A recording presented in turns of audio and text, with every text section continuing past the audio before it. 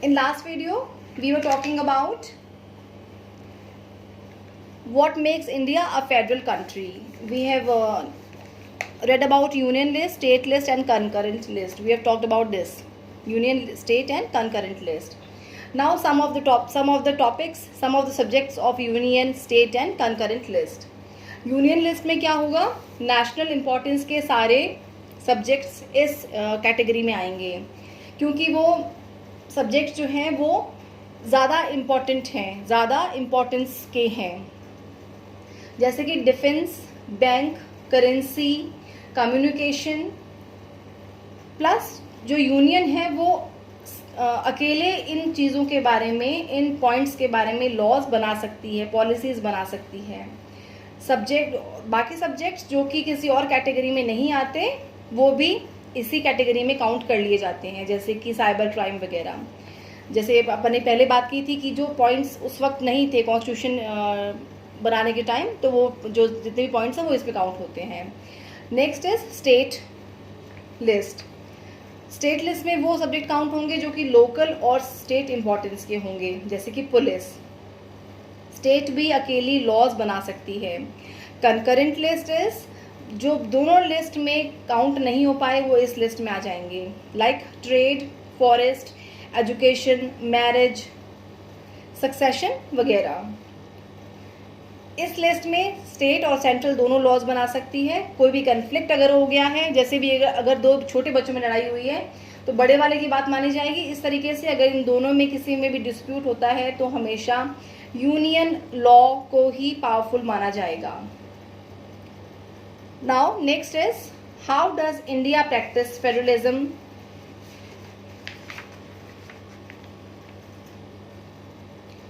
How does India practice federalism.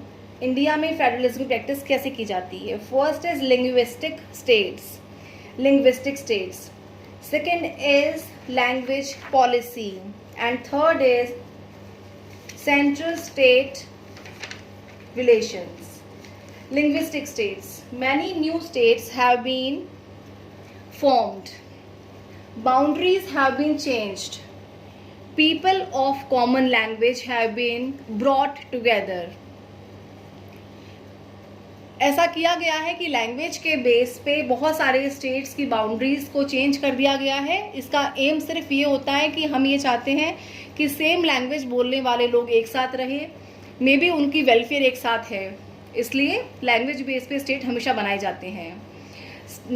Then states were created on the basis of culture, ethnicity and geography, leading into a united country and a good administration. Example Uttarakhand, Jharkhand etcetera.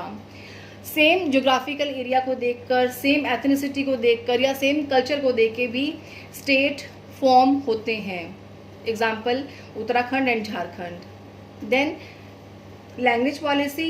No language has been given the status of national language. हमारे यहाँ पे कोई national language नहीं है। Central government ने हिंदी को improve करने के लिए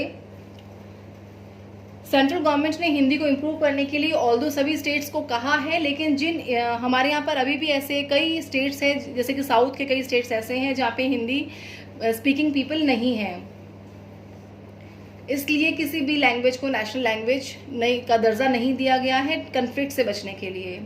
then 22 languages have been recognised as scheduled languages. Center agrees to use English along with Hindi as official language. 22 languages को शेड्यूल्ड लैंग्वेज का दर्जा दिया गया है और सेंट्रल जितने भी ऑफिसेज हैं वहाँ पर इंग्लिश के साथ साथ में हिंदी को ऑफिशियल लैंग्वेज माना गया है। इन दोनों लैंग्वेजेस में वहाँ पे काम होता है। Then central state relation. Major judgment of Supreme Court made it difficult for the central government to dismiss the state government in an arbitrary manner. State के या सेंटर के जो भी डिस्प्यूट्स होंगे, प्रॉब्लम्स होंगी, उसमें सुप्रीम कोर्ट दोनों की सुनकर डिसीजन लेगा। Federal power sharing is more effective today than it was in the early years after the constitution come into force. Coalition led to a new culture of power sharing and respect for the autonomy of state government. Now what brought about the real success of federalism in India? हमें India में federalism का real success हमें कैसे feel होती है, क्योंकि या इस चीज़ को हम ऐसे समझें कि हमें इंडिया में फेडरलिज्म की ज़रूरत क्यों है? Because we desire for living together और we respect for democratic politics, और this is the nature of democratic politics कि जो पावर्स हैं उनका डिवाइडेशन किया जाए. नेक्स्ट टॉपिक आपका decentralisation in India. Decentralisation India to make local more strong. Central state से पावर को लेकर लोकल गवर्नमेंट को पावर देना, सेंट्रल गवर्नमेंट से और स्टेट गवर्नमेंट से पावर को वापस लेना और लोकल गवर्नमेंट को पावर्स देना. When power is taken away from the central government and the state government and given to the local government. Why decentralization? ज़रूरत क्यों है डिसेंट्रलाइजेशन की? क्योंकि to keep locals right, उनकी आवाज़ सुनना, ठीक है. Second, need of power sharing, need of local body. अगर हम पंचायत को थोड़ा सा अधिकार देंगे, अगर हम लोकल गवर्नमेंट को अधिकार देंगे, तभी वो आगे ग्रो कर पाएंगी. अगर सारी पावर सेंट्रल में या स्टेट गवर्नमेंट में है, लोकल गवर्नमेंट में कोई पावर नहीं है, तो they will not feel strength in them और वो कोई भी काम अच्छे से नहीं कर पाएंगे. जो लोकल गवर्नमेंट की जो अथॉरिटीज़ होंगे, रिस्पॉन्सिबल पर्सनस होंगे, सरपंच, उप सरपंच वगैरह, बीडीओ वगैरह, वही अपने एरिया की आवाज़ को, एरिया के नीड को अच्छी तरह समझ पाते हैं. ऊपर बैठे हुए एमएलएज या एमपीज या सीएम पीएम उस पर्टिकुलर एरिया की बेसिक नीड्स को नहीं समझ पाएंगे. उसके लिए ज़रूरत है वहीं के किसी चुने हुए रिस्पॉन्सिबल जो इलेक्टेड पर्सन होगा उसको पावर्स देना.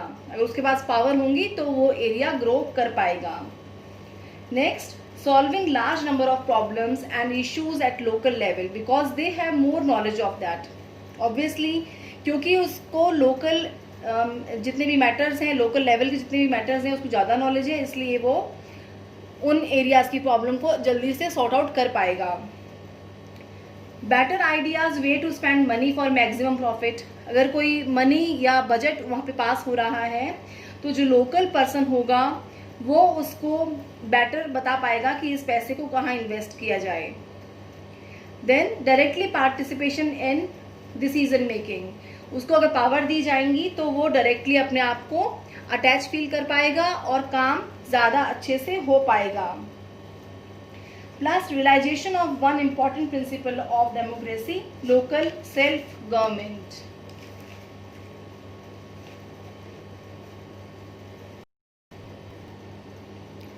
हमारी गवर्नमेंट ने 1992 में एक एक्ट को पास किया था. इस एक्ट में था कि लोकल गवर्नमेंट में रेगुलर इलेक्शंस होंगे. एससी, एसटी और ओबीसी को रिजर्वेशन दी जाएगी उनको, प्लस उन्हें 1/3 सीट जो है वो वुमेन के लिए रिजर्व रखी जाएंगी. स्टेट इलेक्शन कमीशन जो होगा वो इलेक्शन को कंडक्ट करवाएगा और स्टेट गवर्नमेंट जो है वो पावर शेयर करेगी रेवेन्यू में विद लोकल बॉडीज़. अब हम देखेंगे कि लोकल बॉडीज़ जो रूरल एरिया में है वो कितने पार्ट्स में डिवाइडेड है. वो डिवाइड है 3 पार्ट में. लोकल गवर्नमेंट जो है वो 3 पार्ट में डिवाइडेड है. रूरल एरिया में वो डिवाइडेड है डिस्ट्रिक्ट लेवल पे. First is district level, second is block level and third is village level. District level, block level and village level. District level जो है उसमें जिला परिषद कहलाती है वो लोकल गवर्नमेंट. ब्लॉक लेवल पे पंचायत समिति कहलाती है. विलेज लेवल पे ग्राम पंचायत कहलाती है. जो ग्राम पंचायत है उसको ग्राम सभा की जो मेंबर्स हैं उससे बनती है. वो हेड को कहा जाता है सरपंच. विलेज के हेड को सरपंच कहते हैं. Then block. ब्लॉक की जो समिति है वो पंचायत समिति कहलाती है। ब्लॉक लेवल की गवर्नमेंट, लोकल गवर्नमेंट पंचायत समिति कहलाती है। ये पंचायत के जो मेंबर्स हैं उसको, वो लोग इसको इलेक्ट करते हैं और इसके हेड को BDO, ब्लॉक डेवलपमेंट ऑफिसर कहते हैं। नाउ फर्स्ट नंबर, ये रूरल डिवाइडेशन है लोकल गवर्नमेंट का। डिस्ट्रिक्ट लेवल पे जिला परिषद होती है। This is formed by elected members and have member of Lok Sabha and MLA of the area.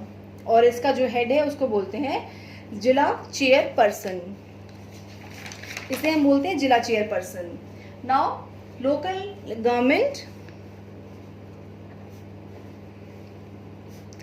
Government urban area के, इसमें फर्स्ट तो है big cities and second is town. एक चीज ये समझने की भी है कि विलेज, एक विलेज को हम विलेज बोलेंगे, group of village is called block and group of blocks is called district, then town, then big cities. Big city की, टाउन की जो लोकल गवर्नमेंट अथॉरिटी उसको बोलते हैं म्यूनिसिपैलिटीज और इसके हेड को बोलते हैं म्यूनिसिपल चेयरपर्सन। जो बिग सिटीज हैं इसके लोकल गवर्नमेंट अथॉरिटी को बोलते हैं म्यूनिसिपल कॉरपोरेशन, लाइक BMC, और इसे हम बोलते हैं, इसके हेड को बोलते हैं मेयर। अब हमारी कंट्री में लोकल गवर्नमेंट को बनाने के लिए 1992 में एक्ट भी पास किया, लेकिन तो भी प्रॉब्लम्स ये आती हैं कि जो इलेक्शन होते हैं ग्राम सभा के वो रेगुलर नहीं हो पाते, plus most of state government जो है वो पावर्स को और रिसोर्सेज को लोकल गवर्नमेंट से शेयर ही नहीं करती है। इसलिए लोकल गवर्नमेंट अपने आप को स्ट्रॉन्ग फील नहीं कर पाती और कोई भी डिसीजन नहीं ले पाती, प्लस वहाँ पे काम भी पूरे अच्छे से नहीं हो पाते।